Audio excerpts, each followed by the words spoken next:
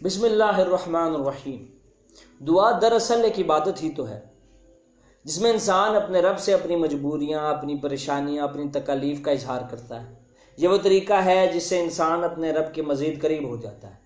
لیکن مسئلہ تب کھڑا ہوتا ہے کہ جب انسان اپنے یہ مصائب اور مشکلات کسی اور سے بیان کرنے لگتا ہے اور اسے لگتا ہے کہ وہ جو شخصیت ہے وہی اس کے مصائب اور مشکلات کو دور کر سکتی ہے، تو وہ ان شخصیات کو کبھی غوث، کبھی داتا، کبھی حاجت روا تو کبھی مشکل کشا کا لقب دینے لگتا ہے۔ تو وہ شرک کی ایک ایسی اندھیری سڑک پر چل نکلتا ہے کہ جس سے اگر وہ جیتے جی واپس نہ آیا تو مرنے کے بعد اللہ اس کے اس گناہ کو کبھی معاف نہ فرمائے گا۔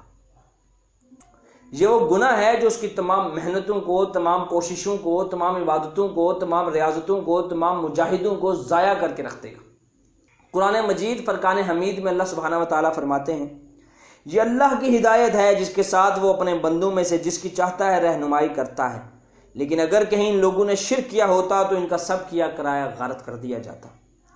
یعنی اگر انسان شرک کرے گا تو اس کی نیکیاں سلب کر لی جائیں گی، اس کے اعمال ضائع کر دیے جائیں گے۔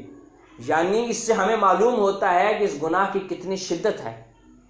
پھر سورہ زمر آیت نمبر 65 میں آتا ہے کہ تمہاری طرف اور تم سے پہلے گزرے ہوئے تمام انبیاء کی طرف یہ وحی بھیجی جا چکی ہے کہ اگر تم نے شرک کیا تو تمہارا عمل ضائع ہو جائے گا اور تم خسارے میں رہو گے۔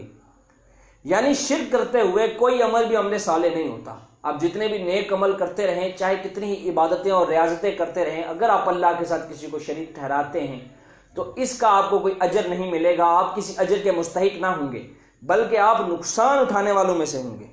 سورہ نساء میں آیت نمبر 116 میں آتا ہے، اللہ کے ہاں بس شرک ہی کی بخشش نہیں ہے، اس کے سوا اور سب کچھ معاف ہو سکتا ہے جسے وہ معاف کرنا چاہے۔ جس نے اللہ کے ساتھ کسی کو شریک ٹھہرایا تو وہ گمراہی میں بہت دور نکل گیا۔ اچھا، اب اس سے یہ نتیجہ اخذ نہیں ہوتا کہ آپ جو مرضی گناہ کرتے ہیں اللہ وہ معاف کرے گا ہی کرے گا، ٹھیک ہے، اور جو شرک ہے بس وہ معاف نہیں کرے گا۔ اب شرک نہ کریں، باقی دنیا کے جتنے بھی کبیرہ و صغیرہ گناہ سب کرتے جائیں، اللہ معاف کر دے گا، ایسے نہیں۔ یہ اللہ نے گناہ کی شدت بتائی ہے کہ اگر اللہ چاہے تو باقی گناہ معاف کر سکتا ہے، لیکن اپنے ساتھ شریک کرنا کسی صورت میں، کسی حال میں معاف نہیں کرتا۔ اس آیت کے بارے میں حضرت علی کرم اللہ وجہ فرمایا کرتے تھے کہ نہیں کوئی قرآن میں آیت مجھے زیادہ پیاری اس آیت سے، یعنی مجھے یہ آیت تمام قرآن میں تمام آیتوں سے زیادہ پیاری ہے، کیونکہ مشرکین اس قرۂ ارض کی وہ مخلوق ہیں، وہ بدنصیب مخلوق ہیں جو دنیا اور آخرت دونوں کی بھلائی سے محروم ہیں۔ وہ نہ صرف رائے حق سے دور ہو جاتے ہیں بلکہ اپنے دونوں جہانوں کو برباد کر لیتے ہیں۔ سورہ مائدہ آیت نمبر 72 میں آتا ہے کہ وہ لوگ بلا شبہ کافر ہیں جو کہتے ہیں کہ مریم کے بیٹے عیسیٰ خدا ہیں، حالانکہ عیسیٰ کہا کرتے تھے کہ اے بنی اسرائیل خدا کی عبادت کرو جو میرا بھی پروردگار ہے اور تمہارا بھی پروردگار ہے، اور جو شخص خدا کے ساتھ شریک کرے گا اس پر جنت حرام ہے، اس کا ٹھکانہ دوزخ ہے اور ظالموں کا کوئی مددگار نہیں ہے۔ اس آیت میں نصرانیوں کے 3 فرقے یعقوبیہ، نستوریہ اور ملکیہ کے بارے میں ذکر ہے کہ جن کا یہ ماننا تھا، جو یہ کہا بھی کرتے تھے اور مانا بھی کرتے تھے کہ عیسیٰ ہی اللہ ہے، جبکہ اللہ ان کے اس قول سے پاک ہے، مبرہ ہے، منزہ ہے۔ جبکہ عیسیٰ علیہ السلام تو خود کہا کرتے تھے کہ میں اللہ کا غلام ہوں۔ یہ بات انہوں نے، میں اللہ کا بندہ ہوں، میں اللہ کا غلام ہوں، یہ بات انہوں نے جھولے میں بھی کہی کہ اس اللہ کی عبادت کرو جو تمہارا بھی پروردگار ہے اور میرا بھی، اور جس نے اس کے ساتھ شریک کیا اس پر جنت حرام ہے اور اس پر جہنم واجب ہے، اور اللہ ظالموں کی کبھی مدد نہیں فرماتا۔ صحیح بخاری میں حدیث ہے کہ رسول اکرم صلی اللہ علیہ وآلہ وسلم نے فرمایا کہ میں تم لوگوں کو سب سے بڑے گناہ نہ بتاؤں؟ تو صحابہ کرام رضوان اللہ اجمعین نے فرمایا کہ جی یا رسول اللہ بتائیے۔ تو آپ نے کہا کہ اللہ کے ساتھ کسی کو شریک ٹھہرانا سب سے بڑا گناہ ہے۔ پھر آپ نے گنوایا ماں باپ کی نافرمانی کرنا، اور اس کے بعد آپ نے گنوایا جھوٹی گواہی دینا۔ یعنی یہ 3 گناہ بڑے گناہ ہیں جو سب سے بڑے کبیرہ گناہوں میں سے ہیں، اور آپ نے یہ بات بار بار دہرائی، اس پر زور دیتے رہے کہ اللہ کے ساتھ کسی کو شریک نہ ٹھہرانا۔ صحیح بخاری و مسلم کی متفق علیہ حدیث ہے کہ ابو ہریرہ رضی اللہ تعالیٰ عنہ سے روایت ہے کہ رسول اکرم صلی اللہ علیہ وآلہ وسلم نے فرمایا کہ ہر نبی کی ایک ایسی دعا ہے جو مقبول ہے، اور ہر نبی نے اپنی وہ دعا جلدی مانگ لی، جبکہ میں نے اپنی دعا قیامت کے دن اپنی امت کی سفارش کے لیے محفوظ کر لی۔ اب یہ دعا انشاءاللہ میری امت کے ہر اس فرد کو پہنچے گی جو اللہ کے ساتھ کسی کو شریک نہ کرتا ہوگا، یعنی نبی کی شفاعت بھی اس شخص کو ملے گی جو اللہ کے ساتھ کسی کو شریک نہیں ٹھہرائے گا۔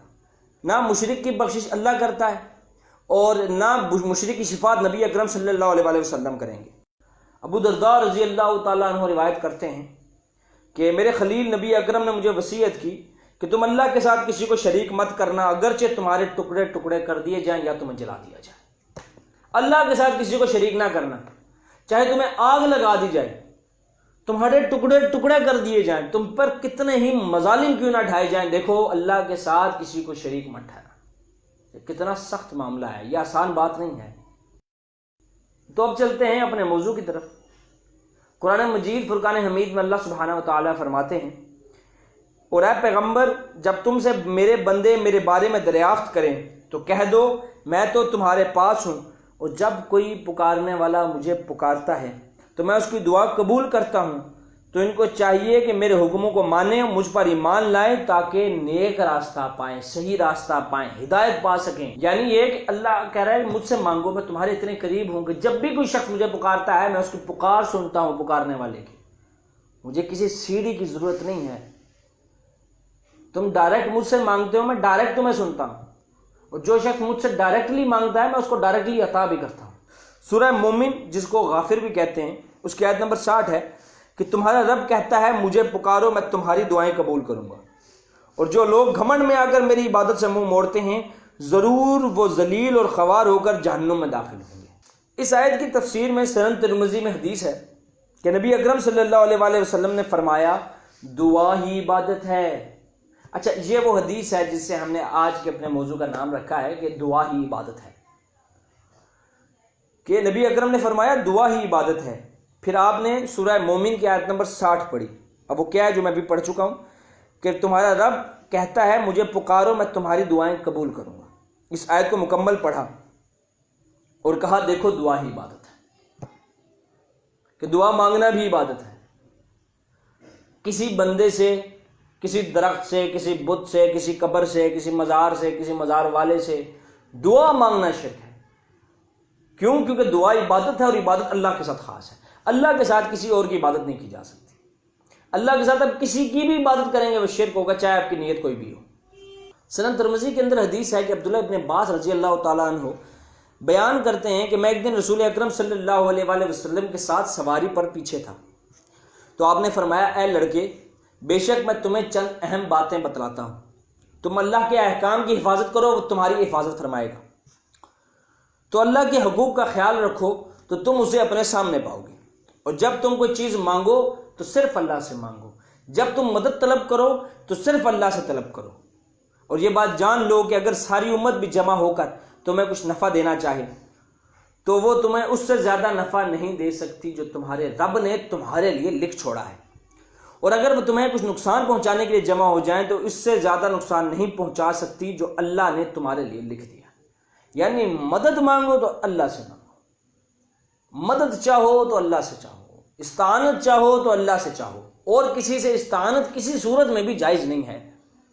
سورہ انعام میں آیت نمبر 82 میں اللہ سبحانہ و تعالیٰ فرماتے ہیں کہ جو لوگ ایمان لائے اور اپنے ایمان کو ظلم سے مخلوط نہیں کیا ان کے لیے امن ہے۔ اس میں لفظ ظلم سے مراد شرک ہے، لہذا اس آیت کا مطلب یہ ہوا کہ جو لوگ اللہ کو مانیں اور اپنے اس ماننے کو کسی مشرکینہ عقیدے سے زنگ آلود نہ کریں کہ فلاں جو ہے وہ مشکل کشا ہے، فلاں جو ہے وہ حاجت روا ہے، فلاں جو ہے وہ داتا ہے، وہ بچے دیتا ہے، وہ فلاں بابا جو ہے وہ رزق کے اوپر لگا ہوا ہے، تو اس طرح کا عقیدہ جو ہے وہ اپنے عقیدے کے ساتھ اس کو مخلوط نہ کریں، اس کو ملائیں نہ۔ تو بخاری میں حدیث ہے کہ عبداللہ ابن عباس رضی اللہ تعالیٰ عنہ نے بیان کیا کہ جب یہ آیت اتری، یعنی سورہ انعام کی آیت نمبر 82 اتری، تو صحابہ نے کہا ہم میں سے کون ہوگا جس کا دامن ظلم سے پاک ہو؟ تو اللہ نے یہ آیت اتاری ان شرک لظلم عظیم، کہ بے شک شرک بہت بڑا ظلم ہے۔ یعنی ہم اس آیت میں جو ظلم سے مطلب لے رہے ہیں وہ شرک ہے، وہ جو اپنی جانوں پر ظلم ہے وہ بہت بڑا ظلم ہے۔ تو آج کی ہماری اس نشست سے ہم نے کچھ باتیں سیکھی، ہم ان باتوں کو لسٹ ڈاؤن کر لیتے ہیں۔ نمبر 1، شرک انسان کے تمام نیک اعمال کو کھا جاتا ہے، اعمال سلب کر لیے جاتے ہیں، اعمال ضبط کر لیے جاتے ہیں، ان اعمال کی حقیقی ویلیو کوئی نہیں رہتی۔ شرک ایک ایسا گناہ ہے جو اللہ کے ہاں کبھی معافی نہیں ملے گی اس کی. ہر گناہ معاف کر دیا جائے گا پر اس گناہ کی معافی نہیں ہوگی. یہ ایک ایسا گناہ ہے شرک کہ نبی اکرم صلی اللہ علیہ وآلہ وسلم کی شفاعت تک نصیب نہیں ہوگی. نبی اکرم صلی اللہ علیہ وآلہ وسلم کی ہمیں یہ نصیحت ہے کہ اللہ کے ساتھ کسی کو شریک نہیں ٹھہرانا، چاہے آگ لگا دی جائے، چاہے ٹکڑے ٹکڑے کر دیے جائیں، کیونکہ اللہ ہر پکارنے والے کی پکار سنتا ہے. اور جب بھی دعا مانگو اللہ سے ہی دعا مانگو، کیونکہ دعا ایک عبادت ہے. اور مشرک دراصل ظالم ہے اور اللہ ظالموں کو ہدایت نہیں دیتا. مشرک کائنات کے گمراہ ترین مخلوق ہے. اور یاد رکھیں انسان کا نفع اور نقصان محض اللہ کے ہاتھ میں ہے. تمام دنیا مل کر بھی اگر کسی شخص کو نفع پہنچانا چاہے تو وہ اس سے زیادہ نہیں پہنچا سکتی جتنا اس کے نصیب میں ہے. اور نبی اکرم صلی اللہ علیہ وآلہ وسلم، صحابہ کرام رضوان اللہ اجمعین اور سب صالحین صرف اللہ ہی کو غیب میں مدد کے لیے پکارا کرتے تھے، کیونکہ اللہ ہی ہے جس سے دعا مانگی جا سکتی ہے، اور اس کے علاوہ کسی سے بھی دعا مانگنا شرک کہلائے گا. وما علینا الا البلاغ.